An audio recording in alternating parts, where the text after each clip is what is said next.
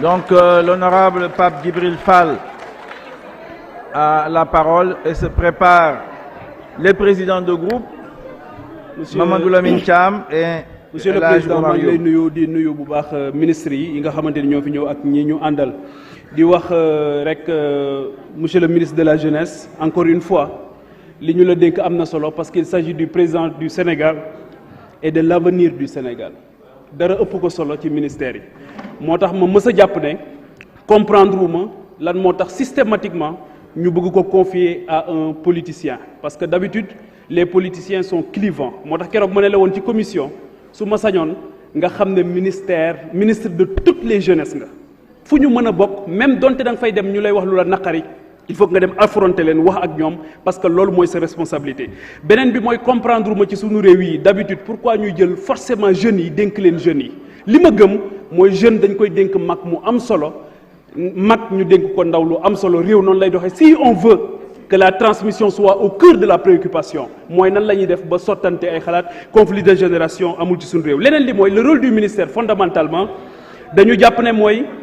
encadrer éduquer orienter et créer surtout un cadre d'épanouissement mais épanouissement la boo xamante ni c'est pas forcément un amusement de l'esprit mais un épanouissement de l'esprit te loolu xam-xam moo koy lal bu wóor waaye teggin moo koy lal waaye itte moom moo koy lal à l'instar des pères fondateurs beneen bi mooy bu fekkee ne dañoo lier forcément jeunesse et emploi forcément parce que tey jii damay wax ne am na jeunes yoo xamante ni tey seen préoccupation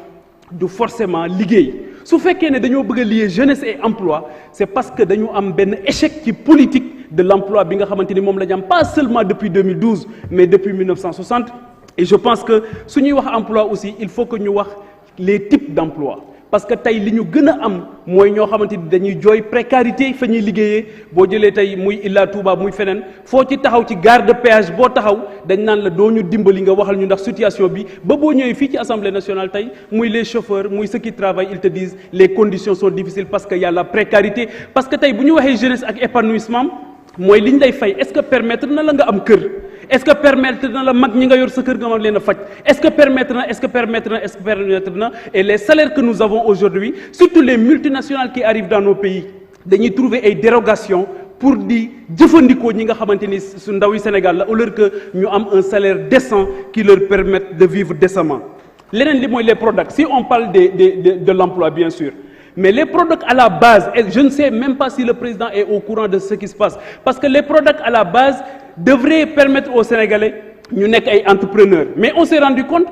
au finish que ay ouvriers la ñuy nekk un prolétariat boo xamante ni des temps nouveaux boo xamante ni war nañ ko delloo à la base pour qu'ils deviennent des entrepreneurs et non des ouvriers et bien sûr ANPEJ wax nañ ko léegi je doute de sa pertinence parce que mënuñu ñëw supprimer au départ 4 agences wala 3 agences créer ANPEJ et au finish ñu xëy rek génneel ñu benn DER donc la pertinence de cette de la garder war nañ ci wax beneen bi mooy Pape Malick monsieur le ministre yow la ñu dénk l'ambition immatérielle du président budget ak ay chiffres am na ministère yoo xamante ni amul pertinence loo ci def du doy parce qu'il s'agit de l'avenir de ce pays te gis nañ la défiance vis-à-vis de l'autorité la rupture de confiance vis-à-vis de l'autorité l'insurrection bi nga xamante ni souvent moom lay am mooy tendance bi nga xam jeunes yi dinañ ko am pour jëfandikoo li nga xamante ni moom mooy seen doole te loolu pour man il faut faire revenir la confiance mais ni ñu koy indee toujours mooy ñu fexe ba xam-xam dellu si fexe ba itte dellu ci fekk ba teggin am ci ba surtout aussi autorités yi li ñuy diggee ñu ci def kilifa yi li ñuy diggee ñu ci def donc loolu moo tax le service civique national